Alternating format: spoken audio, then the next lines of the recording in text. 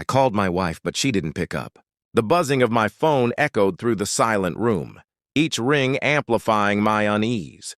When she finally replied, it was with a short text. "I'm busy." My thumb hovered over the screen for a moment, the words forming almost involuntarily. "Stay with him. Don't come home!" I pressed send and immediately felt a strange mix of relief and fear. The day had started like any other. I thought I was prepared for long hours at work, for meetings that dragged on and calls that never ended. Yet something about today felt different. My mind kept wandering back to her, wondering what she was doing, who she was with. And now those questions had been answered in the cruelest, most deliberate way. I tried to immerse myself in work, pretending the text had never been sent, pretending I hadn't meant it. But every few minutes, my phone lit up with notifications that only seemed to deepen the silence between us. I didn't call again. I couldn't.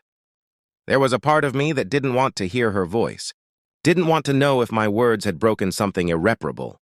Hours passed.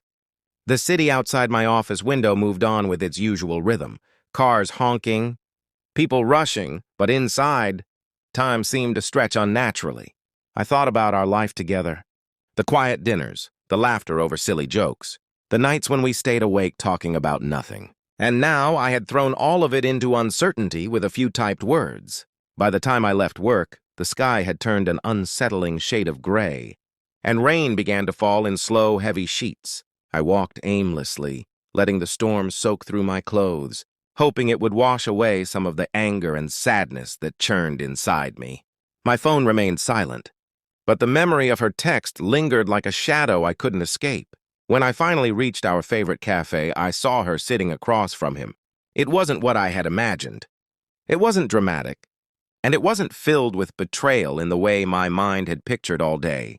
They were talking quietly, sharing something ordinary, something that reminded me of the small, human moments we often forget exist outside our own fears.